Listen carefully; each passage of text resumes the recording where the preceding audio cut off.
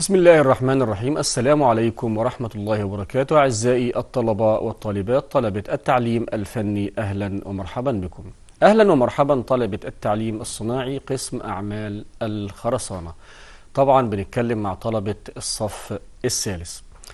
زي ما وضحنا لحضراتكم في الحلقات اللي فاتت ان احنا بنجمع مع بعض وبنراجع مراجعة سريعة على ما سبق دراسته، اللي على اساس ان احنا نقدر نخش الاداء المهمة اللي انا هاخد بيها شهادة فيها درجات وتأهلني الى القيام بالتقديم في الجامعة او ايا كان. ليه؟ لأن أنت خدت خلاص الشهادة اللي هتأهلك لسوق العمل اللي هي شهادة الجدارات. عايزين نقيم شهادة الجدارات دي، إن أنت نقيمها بالدرجات. الجدارات نقيمها درجات بحيث إن أنت تقدر تشتغل عليها. وقلنا إن عندي بيجيلي 3 مقيمين بيقيموني، واتنين طبعا بيكونوا بيراقبوا عليا فوق. باخد مهمة، بأبدأ ان انا اشتغل، اخد بوكلت ابدأ اشتغل المعارف بتاعت المهمة دي، وبعد كده بأنزل أدي المهمة تحت ومعايا 3 مقيمين بيبدأوا يقيموني، 2 من وزارة التربية والتعليم، 1 من رجال الصناعة او وزارة الصناعة. ببدأ ان انا كل واحد يقيمني ويدي الدرجة بتاعته، ونقسم الدنيا دي ال3 درجات على 3 بيديني الدرجة الوحيدة اللي انا المفروض هتتدون ليا او تتحط ليا فين في الشهادة. انا ما ينفعش يا جماعة اكون معرفش حاجة من ضمن ال3 حاجات او ال4 حاجات اللي هقولهم لك دول. ما ينفعش اكون معرفش المعارف اللي انا هأدي بيها المهمة دي، معرفش أدوات السلامة والصحة المهنية والأمان لأداء المهمة دي، ما ينفعش ما أكونش عارف إيه هي العدد والأدوات والخامات المستخدمة لأداء المهمة دي، وده اللي اتكلمنا عليه في الحلقة اللي فاتت واللي قبليها. ما كنش رابح حاجة، يعني ما ينفعش أكون معرفش أداء المهمة كمهارات إزاي. يبقى لازم أكون عارف أداء المهمة بالمعارف والمهارات والسلوكيات المطلوبة. يبقى أداء المهمة بالمعارف والمهارات والسلوكيات المطلوبة. السلوكيات دي فيها إيه؟ كل حاجة بقى، حضوري، وجودي، استخدامي للعدة، استخدامي لأدوات السلامة والصحة المهنية، معاملتي مع زمايلي من ضمن أدوات السلامة أو الأمن والأمان في الموقع. كل الحاجات دي لازم أكون واخد بالي منها، أكون داخل بيها على الأداء المهمة، أكون عارف ال4 حاجات دول، لأن دول مهمين جدا جدا جدا. تقدر تاخد بيهم الدرجة كاملة لو انت عملتهم زي ما قال الكتاب، او حسب اصول الصناعة، او طبقا للكود المصري، او طبقا لما ورد في دراستك سابقا او سالفا. تمام؟ اديت الكلام ده مظبوط، تاخد درجتك كاملة. محدش يقدر لان انت اللي هتأدي المهمة، محدش هيأديها. يعني نبص على ايه او نثبت الكلام ده مظبوط بايه؟ ان انت اديت المهمة واشتغلت فيها، ما وثقتش شغلك. طب عايزين نتأكد ان انت شغال مظبوط 100%. بنرجع بقى عشان تاخد درجة كاملة. مثلا يعني انت خدت الدرجة كاملة لان ينفع تاخد الدرجة كاملة. طب انا بقول الراجل ده خد الدرجة كاملة على اساس ايه؟ لو انا عايز ارجع اختبره تاني او اشوف فعلا هو المقيم اداله الدرجة كاملة، ولا هو قريبه، ولا ابن خالته، ولا ابن عمته، ولا ابن اخته، ولا ايه بالظبط. برجع للملف الانجاز بتاعك. حلو، برجع لملف الانجاز بتاعه، دي مهمة جدا، خلي بالك. برجع لملف الانجاز، اقول هات ملف الانجاز نشوف شغل الولد ده او الطالب ده او زميلنا ده كان شغال في اولى وتانية وتالتة زي ما هو اشتغل كده، ولا ايه الدنيا؟ لو هو شغال 100، لو شغال يعني بيجتاز من البداية من اول مرة وليست من تاني مرة، خلاص يبقى شغله تمام التمام وشغله مقديه 100%، مفيش أي مشكلة خالص. واخد درس محترم جدا طول ال3 سنين، فأدى المهمة تمام وسمع الكلام. طيب في الحلقة اللي فاتت يا جماعة، عشان برضو ما نعطلش الناس ونستفيد من حلقتنا النهاردة ولكن الكلام ده كله مهم جدا ان انت تكون في وجه او في عناية حضراتكم او في الاعتبار. تمام. النهاردة في الحلقة اللي فاتت طبعا كنا بنتكلم على يعني الأعمدة، أو بنقول إزاي أشتغل في الأعمدة. اتكلمنا أول حاجة على أدوات السلامة والصحة المهنية المنوطة بالأعمدة، العدد والأدوات والخامات المستخدمة في الأعمدة. تمام. بنتكلم دلوقتي على المصطلحات المستخدمة في الأعمدة، وبنكملها مع بعض في اللي هو كنا بدأناه في الحلقة اللي فاتت، المصطلحات اللي بتستخدم في الأعمدة.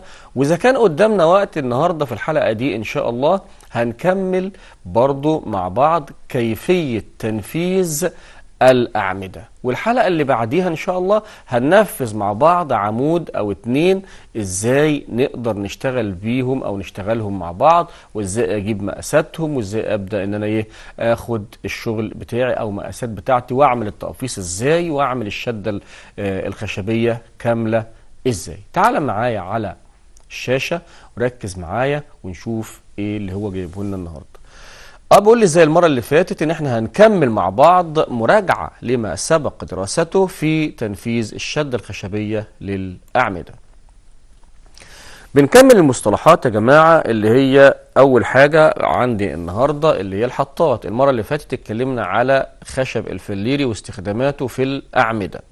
النهاردة الحطات اللي هي خشب الموسكي يعتبر استخداماته في الأعمدة. أول حاجة الحطة هي من خشب الموسكي، قطاع 2/4 بوصة، يعني 5×10، و2/5 بوصة يعني 5 سنتي في 12.5. وبتكون أفقية وتثبت بالقمط الحديدية اللي هي الحطات، واحيانا بنثبتها احنا بنثبتها بالقمط الحديديه، وتكون القمط دي بنراعي ان هي تكون غرز، او نراعي لو هي طبعا يعني مقلوبه او معدوله لاعلى، ان بحيث ما حدش يتخبط فيها او ايا كان. فبتكون بتثبت بالقمط الحديديه على او اعلى الجسور، سواء الجسور دي بقى من خشب الفليري او من خشب اللطزانه لو هو شغال فين، لو شغال في السوق، بحيث لو اتسالت عليها. او البيانضات، وفايدتها بتكون ايه هندسه؟ بيثبت بها الواح التجليد بالمسمار، بيثبت بها الواح التجليد بالمسمار. يبقى الحطات دي اول حاجه بيقول لي ان الحطه من خشب الموسكي. طيب هل هنا هي من خشب الموسكي؟ ده الشغل مثلا في الشغل بره بيكون من خشب اللطزانه. هو هنا مثبتها من خشب اللطزانه لان ده الشغل اللي موجود عندي فين؟ اللي موجود بره. يبقى اذا الحطه بتحصر قطاع العمود. ادي قطاع العمود اهو، دول 4 حطات، حطتين طوليتين وحطه عرضيه، حطتين عرضيتين. بعد كده بيبدأ يثبت الحطة من خشب من خشب الموسكي، او هنا في السوق بره من خشب اللطزانه. طيب ثبتها من خشب الموسكي، يبقى اول حاجه الحطه بتعمل بتحصر قطاع العمود. بعرف منها ان العمود ده كام في كام. العمود ده مثلا وليكن 25 في 70 او 25 في 60، يبقى على طول بيبقى الحطه بين الحطه والحطه بعمل حساب لوح اللطزانه من الناحيه دي ولوح اللطزانه من الناحيه دي، وابدا اقول ال 25 دي بتكون 2.5 و2.5 بزودهم لها يبقى 5 سم، بتبقى 30 سم، وال70 بتبقى 30 في 75. طيب ده كده بتحصر قطاع العمود. دي مين؟ الحطه. يبقى الحطه من خشب يا جماعه؟ من خشب اللطزانه. ده في حاله ان انا شغال في السوق بره، ده الصنايعي. طب انت هتشتغل في في المدرسه او في الشغل الاكاديمي، بتكون من خشب الموسكي اللي هو 2×4 و2×5 و2×6. ده شكلها اللي بيكون موجود عندي. ألواح اللطزانة، وهي ألواح من خشب اللطزانة، قطاع 1/4 بوصة، 1/5 بوصة، وتثبت بالمسمار في الحطات، وهي العبوة أو الفورمة التي تحدد قطاع العمود. اسمها ايه دي بقى؟ الواح التجليد. دي بتكون من خشب ايه؟ اللتزانة. قطاعاته 1/4، يعني 2 سنتي ونص في 10، و2 سنتي ونص في كام؟ في 12 ونص، و2 سنتي ونص في 15. احيانا لو احتجتها فين؟ في الشغل معايا. بتتثبت بالايه؟ بالمسمار. فين؟ في الحطات.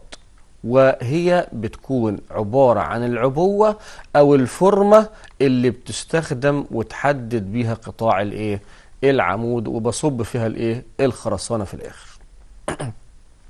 هو ده شكلها يا جماعة. ادي الواح اللتزانة اهي الداخلية دي. ده بتكون طول وعرض العمود، طول وعرض العمود اللي هي بتصب فيها الايه؟ فيها الخرسانة. بتكون هي عبارة عن بدن العمود او الفورمة اللي بتصب فيها الايه؟ الخرسانة بعد وضع الحديد.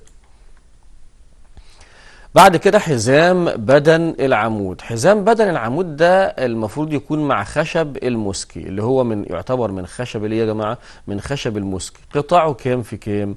قطاعه 2/4 بوصة، و2/5 بوصة، ويستخدم على سيفه، وتثبت بالقمط أو يثبت بالقمط الحديدية، ويوضع بمنتصف العمود على التجليد. وفايدته تقوية بدن العمود اللي هي ألواح التجليد، تقوية ايه؟ بدن العمود. طيب هو بيقول لي هنا يوضع على سيفه، وتثبت بالقمط الحديدية، ويوضع بمنتصف العمود. لا، ده هو على بدن العمود كامل، يعني هو في منتصف العمود ده أهم حاجة من أسفل لغاية المنتصف، ولكن على بدن العمود كامل. يبقى حزام العمود بيكون على مسافات كمان متفاوتة. من أسفل بيكون مسافة لا تقل عن مثلا من 30، أو بيبدأ من تحت من 10 سنتي، وبعد كده بيسيب 30، وبعد كده بيسيب 40، وبعد كده ما بتزيدش المسافة عن 50 سنتي. ده شكل الحزام. ومن خشب الايه؟ من خشب المسك اهو زي ما انت شايف. ده حزام العمود، ادي حزام عمود، ومن اعلى خالص حزام. طيب في السوق او في الشغل بره ممكن يثبت حزام العمود من خشب الايه؟ الفليري. بالظبط كده. ممكن يثبته من خشب الفليري، ويثبته بالقمط، ويكون فيه عرق من ماشي بيمسك الطول، عرقين للطول، طولين، وعرقين للعرضين. وممكن عرقين للطولين ويثبتهم بقطعة من خشب اللتزانة او بالمسمار يعني. ولكن هنا احنا بنفضل ان احنا الخشب الفليري او اللتزانة، واثبت عليهم العرض كمان خشب مسكي. خشب ايه؟ مسكي. يعني بثبت عليهم خشب، اثبته الحزام من خشب الفليري او خشب المسكي. وكمان الحزام برضو بكمله العرض بتاعه. ممكن الناس تقول لك ده صغير، او بيكون العرض قليل مثلا 25 سنتي او 30 سنتي، فبديله قطعتين من اللتزانة، مفيش مشكلة. ولكن في الشغل عندك انت في المدرسة وانت شغال بتديله قطعة من خشب المسكي بالقمطة مع القطعتين الطوليتين من المسكي برضو، تمام، بالقمط الحديدية. ثبتهم بالقمط الحديدية. تمام يا جماعة. يبقى ده بالنسبة لحزام العمود. ومهم جدا جدا حزام العمود ده بتقلل المسافة بين الحزام والحزام أسفل العمود، التلت السفلي للعمود، بحيث ضغط الخرسانة أثناء الصب بيضرب العمود من أسفل، وبيقل الضغط لغاية ما يطلع لغاية فوق. فبتزيد المسافة بين الحزام والآخر طول ما أنا أو كل ما أطلع لغاية فوق، ولكن ما بتزيدش عن 50. ممكن من أسفل تبقى المسافة 10 سنتي، وبعد كده بتطلع معايا 25 أو 30 أو 40، أو بعد كده ما بتزيدش عن كام؟ عن 50 سنتي. تمام يا جماعة. بعد كده بيقول لي عرضة من خشب اللتزانة. العرضة دي عبارة عن كسر خشب لتزانة صالح للإيه؟ صالح لتجميع باب العمود، صالح لتجميع. يبقى خشب كسر لتزانة او كسر خشب لتزانة صالح، يعني ينفع استخدمه، ما اجيبش حتة بايظة واقول دي هستخدمها عارضة، او الخشب الكسر ده هستخدمها عارضة، ما تنفعش تماما.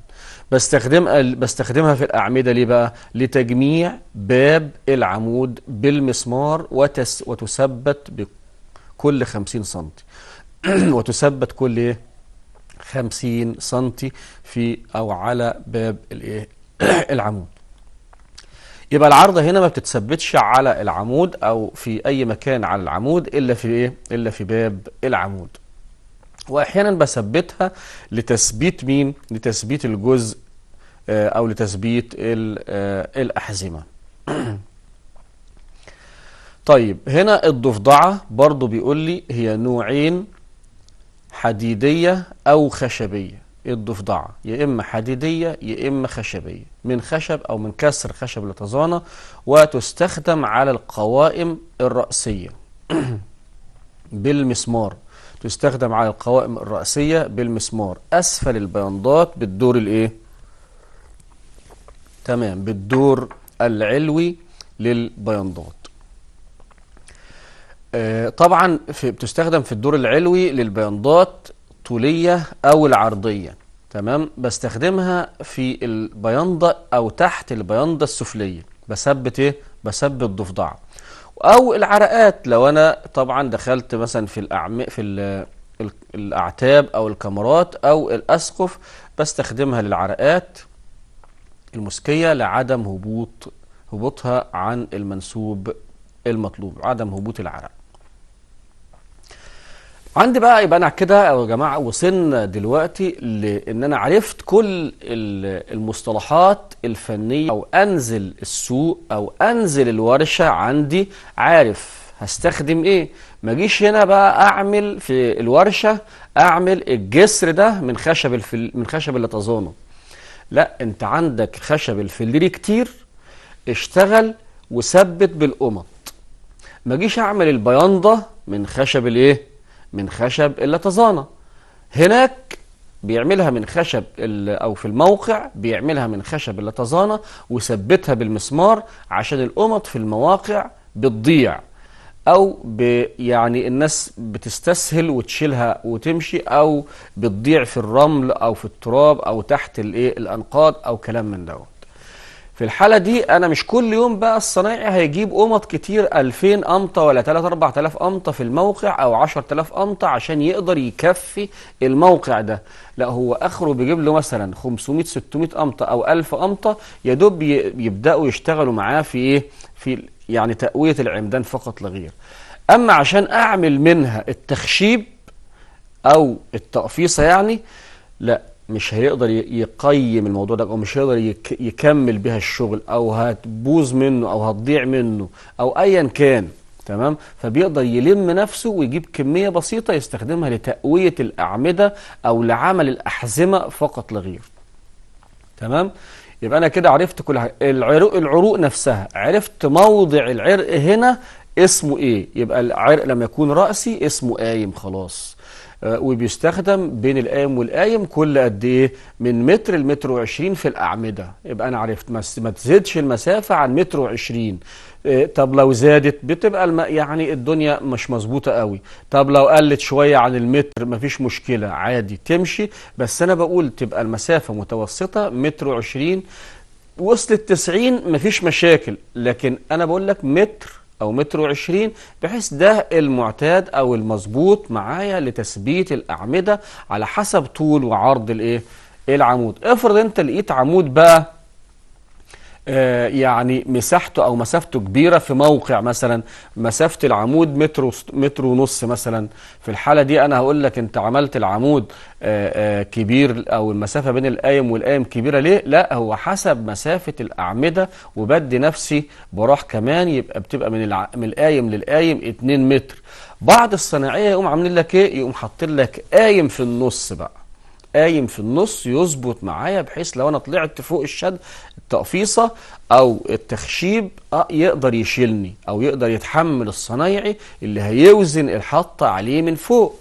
متفقين؟ تمام جدا كده. طيب عايزين نخش برضو مع بعض، طالما عرفنا المصطلحات وعرفنا الخامات وعرفنا العدد والادوات وعرفنا ادوات السلامه والصحه المهنيه، عايزين نخش بقى نشتغل ونعرف خطوات العمل ازاي. تعال معايا نكمل حلقتنا النهارده في كيفيه خطوات العمل المستخدمه لتنفيذ الاعمده. تعال معايا على الشاشه.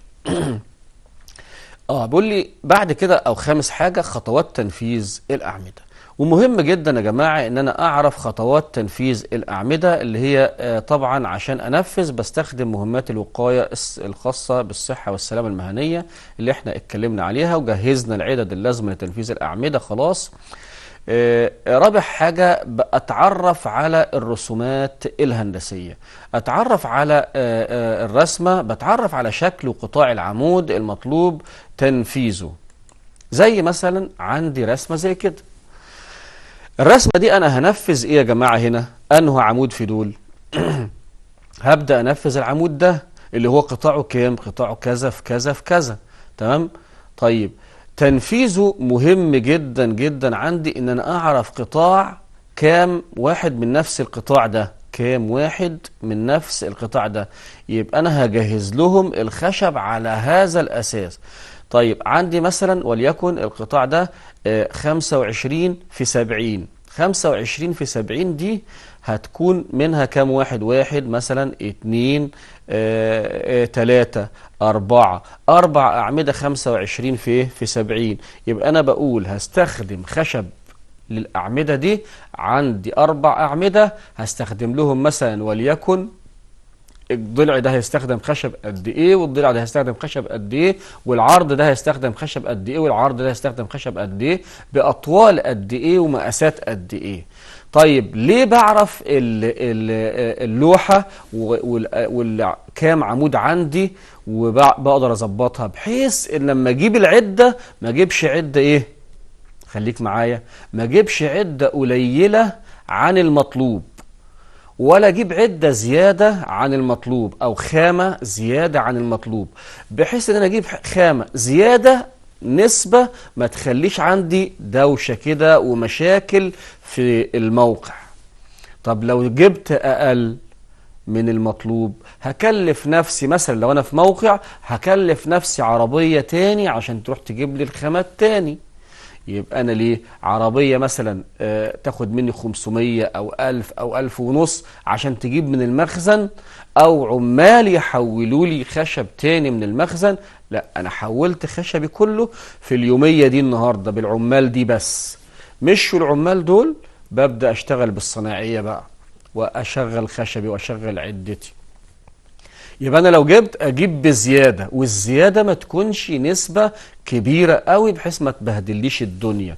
عشان كده انت كمان في شغلك او في الامتحان بتاعك لما تبص على الرسمه بتحدد العمود اللي هتشتغل عليه مقاساته كام في كام. انت هتشتغل في عمود واحد مش جنطة اعمده بقى، فبتحدد مقاساته كام في كام. عاوز 4 قوايم، 8 او 4 جسور، 4 بياندات، او 8 جسور، 4 أنهزة، الأنهزة طولها كذا، القوائم طولها كذا. بعرف اخد كام عرق طوله 3 متر، كام عرق طوله 2 متر، كام عرق طوله 1.5 متر. تمام؟ ببدأ اجمعهم ارصهم على جنب اظبطهم، خلص الموضوع. يبقى انا عرفت الخامات بتاعتي مكانها فين، وابدأ ارصها في المكان المطلوب. تمام؟ بحيث ان هي ما تعمليش مشكلة مع زميلي، بس في المساحة بتاعتي. حلو؟ جميل جدا. بعد كده الخطوة اللي بعد كده ايه يا جماعة؟ تعال نبص مع بعض ونشوف الخطوة اللي بعد كده. بعد ما عرفنا وتعرفنا على الرسومات الهندسية وقيمة الرسومات الهندسية، وجماعة الرسومات الهندسية دي اللي احنا بنكلم بيها بعض في الموقع. خلي بالك مش هيجي لك المقيم يقيمك الا اذا شاف الرسمة معاك.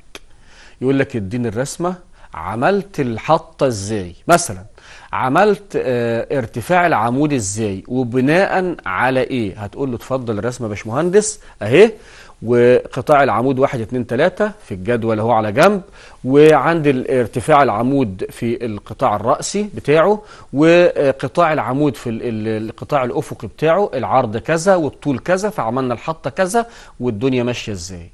متفقين؟ تعالى معايا بقى نشوف الخطوة اللي بعد كده عشان نقدر ننفذ الايه؟ ننفذ الأعمدة. بيقول لي بعد كده بنفذ تقفيصة بداية بتحطيط أو بتحديد مكان العمود، ثم وضع الفرشاة البنطي، وضع الفرشاة الايه؟ البنطي. تعال معايا على الداتا، عايز اوضح لك الموضوع دوت على الداتا بالراحة كده، وبنرسمها ازاي وبنبدأ ان احنا نشتغلها ازاي مع بعض. بص معايا على الداتا كده وركز معايا. لو قلنا مثلا وليكن ان وضع العمود بالشكل ده، تمام اهي،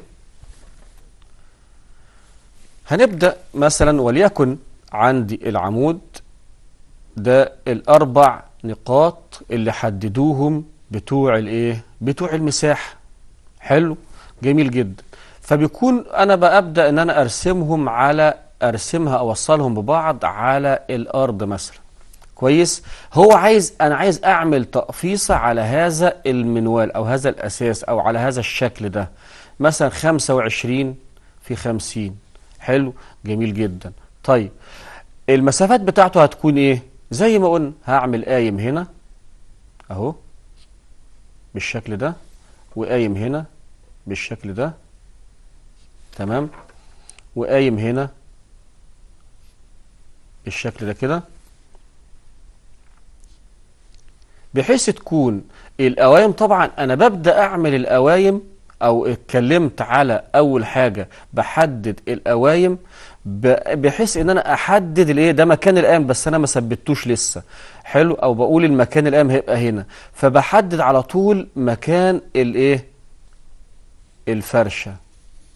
مكان ايه يا جماعة؟ الفرشة اللي هيثبت عليها مين؟ القايم. يبقى هنا بيكون في فرشة. عارف الفرشة دي اللي هي ايه؟ اللي هي بتكون من خشب البنطي، وبعض الصناعية بيعملوها من خشب الايه هندسة؟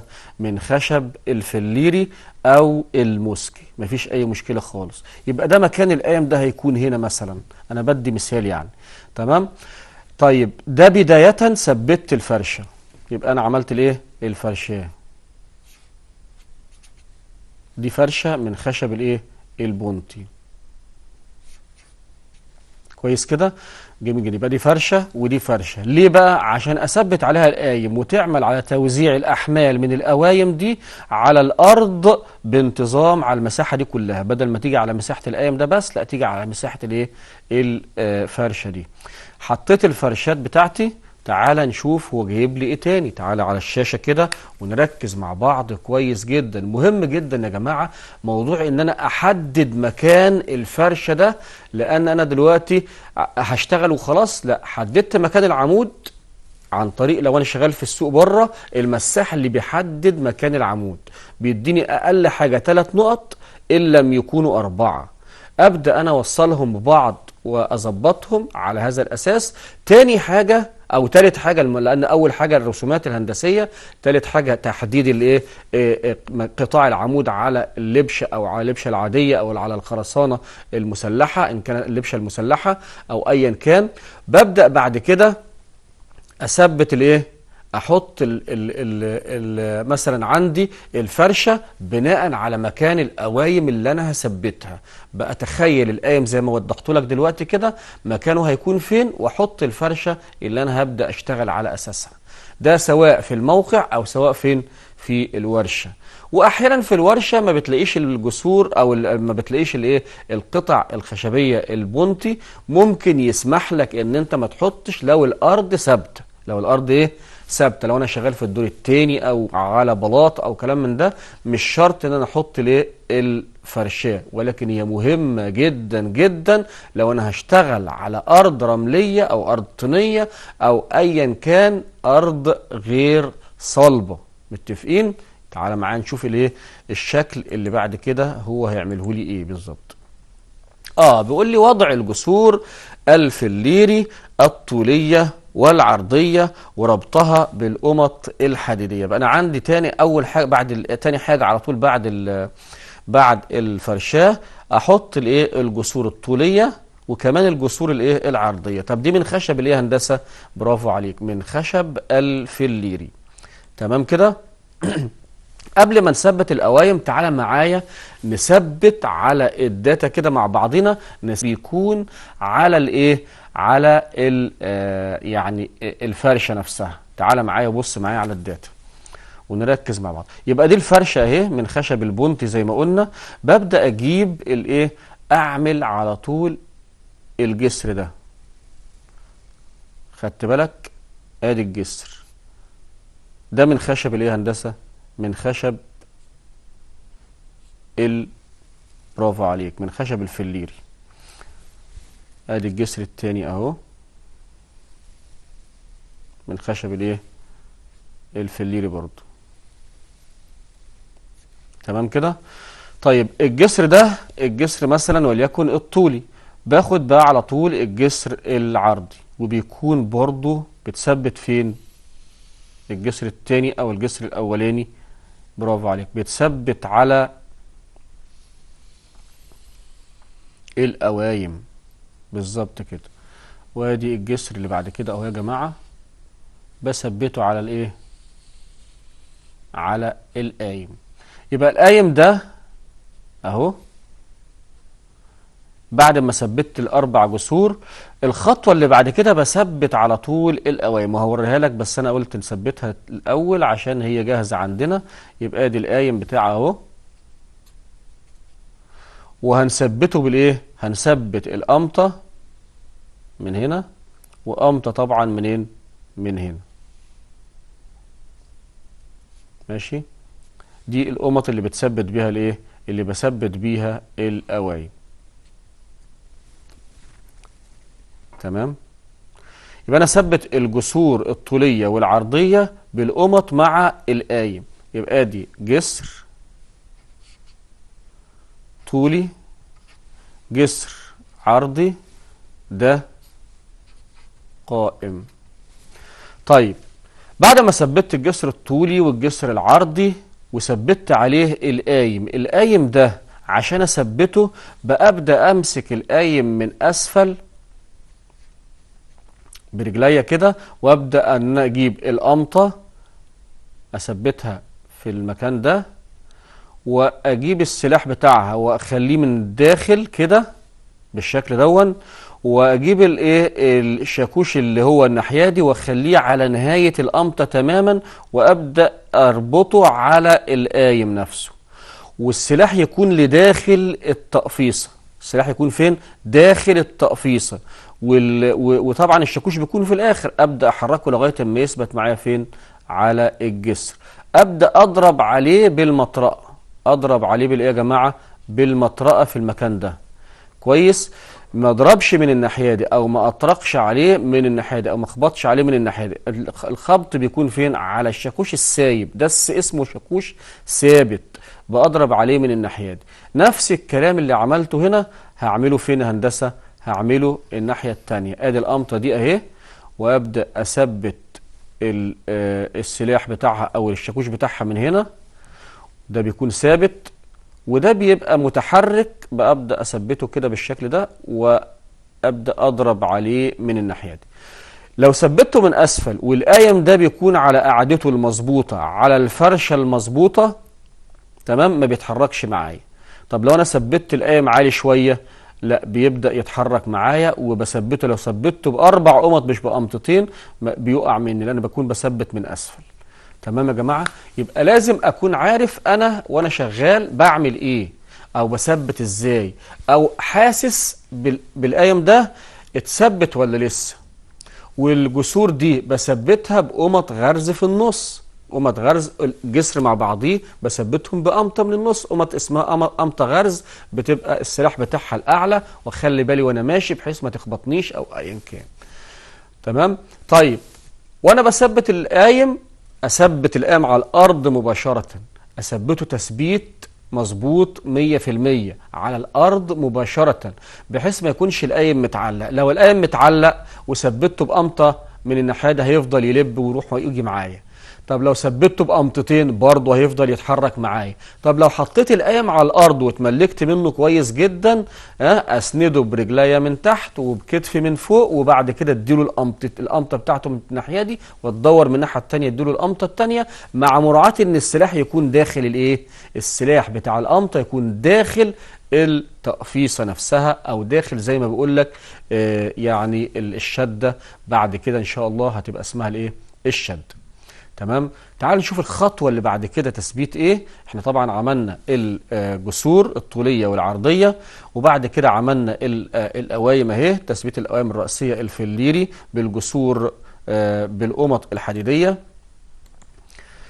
بعد كده بثبت الدور العلوي للجسور الطولية الطولية والعرضية على ارتفاع كام؟ ارتفاع 1.80 متر من سطح الارض، ويثبت بالقمط الايه؟ بالقمط الحديديه. تمام. بعد ان نتاكد من رأسيه القوايم بواسطه ميزان الميه، هقول لك ازاي واحنا شغالين. تمام. ده الايه؟ دي يعني زي نظام شيء كروكي كده، او رسمه ب 3 دي. احنا بنشكلها او نموذج معين. بنقول لك يعني مثلا وليكن الجسور السفليه والجسور الطوليه والعرضيه السفليه والجسور الطوليه والعرضيه العلويه. ببدا اثبتهم على ثبت الجسور الطوليه والعرضيه العلويه على ارتفاع 180، ما تقلش عن 180 او متر. في الاعمده بتبقى متر وايه؟ 2 متر و20، متر و80، واحيانا 2 متر. وفي الاعمده دايما بتبقى من 2 متر ل 2 متر و20. ليه بقى؟ عشان تسمح بمرور الصنايعي تحت، لان شغل الصناعيه في الاعمده بيكون كتير من اسفل الايه؟ من اسفل العمود، شغله بيكون كتير جدا جدا، فبيضطر ان هو يرفعها شويه بحيث لو وقف ما يتخبطوش او ايا كان. تمام.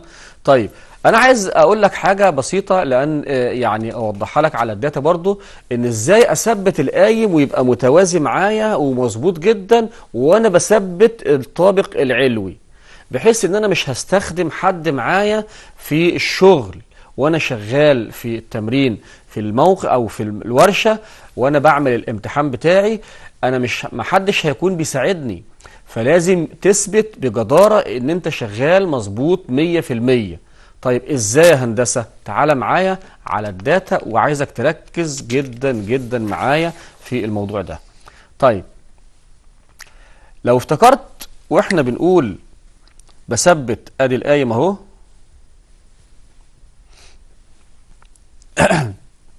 ده القايم الاولاني مثلا بالشكل ده، وادي القايم التاني. فاكر لما احنا عملنا القطاع او المنظر الافقي ده بتاعه اهو، ده القايم اهو رأسي، وده القايم ده رأسي اهو، كويس. وعندي مثلا وليكن الايه؟ الفرشة اهي، كويس، دي الفرشة، وعندي الفرشة التانية اهي، كويس. وعندي كمان الجسور الطولية، وكمان الجسور الايه؟ العرضية. تمام كده. طيب انا عايز القايم ده لسه سايب من فوق، القايمين دول لسه سايبين من فوق، اعمل فيهم ايه؟ اثبتهم ازاي؟ باجي بالمتر اللي معايا وابدا افتح الفتحه بتاع ده، طبعا ثابته اهي، مثلا وليكن متر و20 او متر و10. افتح الفتحه دي الاقيها متر و20 متر و10 من الداخل، ومن الخارج متر وكام؟ متر و30 من الخارج، من هنا من تحت كده متر وكام؟ متر وكام؟ متر و30. ليه؟ ده 10 وده 10، ومن الداخل متر و20 تديني 10 و10 ومتر و20 متر و10 تديني متر وكام؟ متر و30. تمام كده؟ جميل جدا.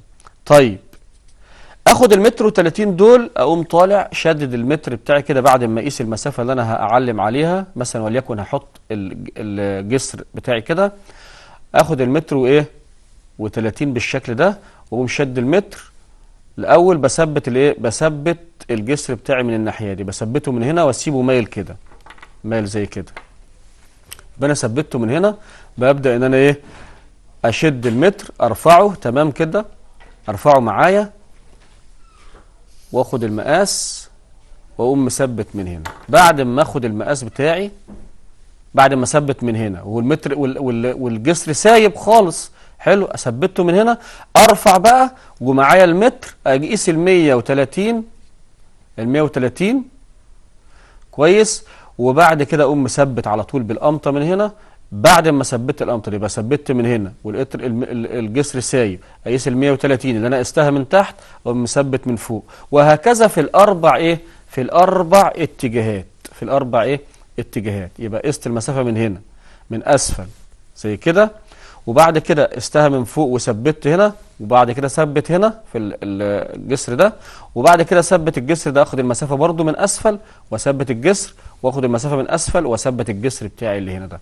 بيديني الاربع اتجاهات يا جماعه. يبقى القايم ده وده قايم برضو نفس الكلام، القايمين دول بيبقوا مظبوطين جدا جدا، لان انا خدت المسافه دي من اسفل عملتها فوق. طب ممكن يكون مايل كده شويه او مايل كده شويه، مين اللي بيعدله او مين اللي بيظبطه؟ النهيز. الايه يا هندسه؟ النهيز. لما الف التقفيصه بقى بتاعتي بالانهزه الفليري بتبدا تظبطهم كويس جدا جدا. بس اهم حاجه ان هي بتكون ايه؟ ان هي بتكون التقفيصه مظبوطه جدا معايا. اهم حاجه ان هي بتكون ايه؟ التقفيصه مظبوطه جدا جدا معايا. يبقى انا عرفت النهارده اول حاجه ان انا اثبت التقفيصه بتاعتي ازاي، اثبت التقفيصه اللي عندي ازاي، ودي اهم حاجه. يبقى اول حاجه يا جماعه بختار الرسمه، بشوف الرسمه اللي انا هشتغل عليها قطاعاتها كام ومقاساتها كام وشغلها كام، وبتكون افقي وراسي، قطاع راسي وقطاع افقي، وابدا اظبطها. بعرف الخامات، بعرف العدد اللي هستخدمها. بعد كده بعرف مكان العمود اللي انا هشتغل عليه من الرسمه وقطاع العمود كام، وببدا اشتغل على هذا الاساس. بحدد مكان القايم، اثبت الايه، الفرشه. بعد ما ثبتت الفرشه في مكانها بثبت عليها الجسر الطولي والجسر العرضي. بعد الجسر الطولي والعرضي القوايم بثبتها في الجسور الطوليه والعرضيه. بعد الجسور الطوليه والعرضيه والقوايم بثبت مين؟ بثبت الطابق العلوي للجسور الطوليه والعرضيه. وعرفنا بثبتهم ازاي بحيث ما حدش يمسك معايا ولا حد يشتغل معايا، انا اشتغل لوحدي. وبعد كده مثبت الطابق العلوي على القوايم، بثبت الأنهزة. قويت التقفيصة بتاعتي. في الحلقة اللي جاية إن شاء الله نكمل مع بعض إزاي أعمل الحطات بتاعت الأعمدة أيا كانت العمود اللي موجود عندي، مربع أو مستطيل أو زاوية. السلام عليكم ورحمة الله وبركاته.